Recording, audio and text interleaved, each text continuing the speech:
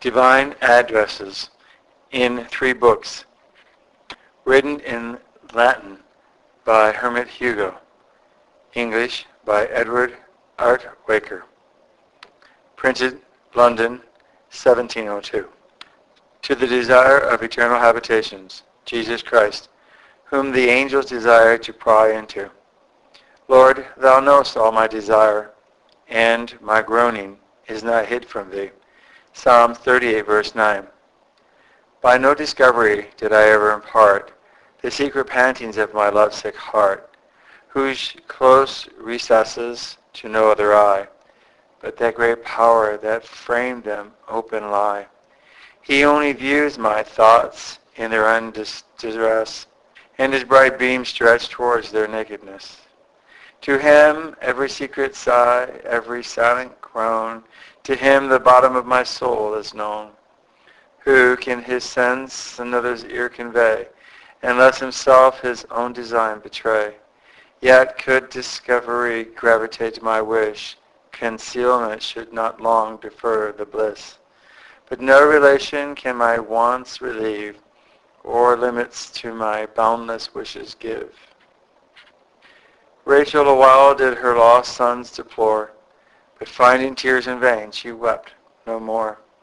Thus fire emits and then devours its seeds, and on its offspring the wild parents feed. Thus, when the clouds have emptied all their rain, they drink up the exhausted stock again. And thus I best receive the tears I shed, and turn the streams back to their fountainhead. Then, what my thoughts are, while I deeply, only to me in him I love is known. What I design in every silent vow, only myself and my beloved know. And my thick sighs and mystic language prove, unknown to all but me in him I love. How oft have I, with pious fraud and art, and a dissembled look belied my heart. Pleasure and mirth without deludes the sight, while all within is torment in the height. No faith in tears, for tears have learnt deceit. No faith in smiles, unless yourself you cheat. I weep, the hasty world believes I'm sad. I laugh, and they as fast conclude me glad. How little shows my face my mind's intent. I smile when grieved, when pleased I most lament. Not the chameleon changes more than those whose every wish new masquerades expose. None knows my secret groans and vows and sighs, none but we two, and only we suffice. Hebrews chapter 4, verse 13. Neither is there any creature that is not manifest in his sight, but all things are naked and open to the eyes of him with whom we have to do. Sighs of the Penitent Soul, Book the First, number 1.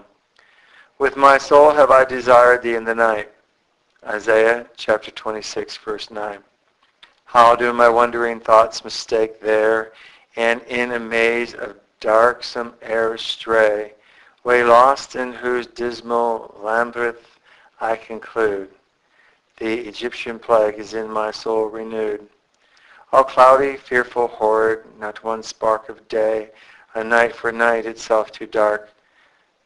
No Scythian or Scythian sky so black, forsake. Though heaven's bright lamps, those gloomy shades, even hell, where night is, fabled triumph dwells, yields to the terror of my darker cells. For though no favoring star imparts its light, to banish thence the thick substantial night, yet there so much their punishment they feel, as will not let them be insensible. There the sad shades beware their want of night, and even the dim shimmerings sees 'tis night. And when the Scythians fixed dark moons have spent, the expected day returns from banishment. But I am to eternal night confined, and what should have guide me? It is self-struck blind. There's not one glimmering beam that dares invade the settled horror of the gloomy shade.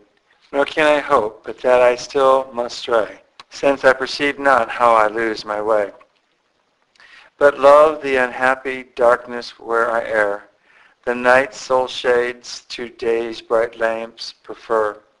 For pride's false light misguides my wandering mind, and vain ambition strikes my judgment blind. Love's soft enchantment my weak heart enticed, his foolish fires delude my dazzled eyes. When these black images my thoughts possess, the darkness and the horror still increase.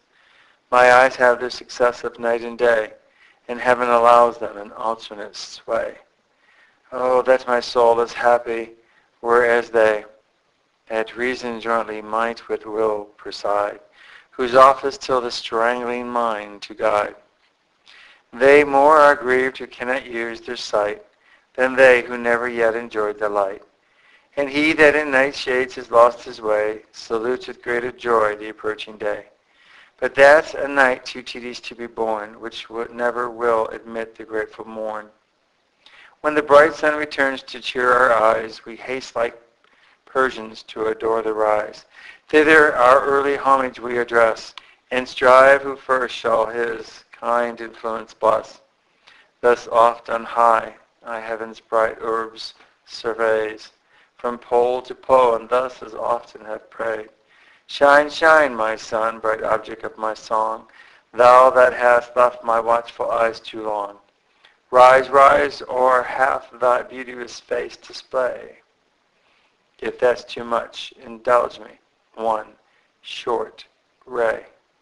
Yet if that bliss too sublime for me, oh, let it be enough to have wished for thee.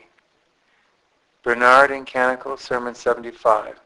The world has its nights, and thus not a few.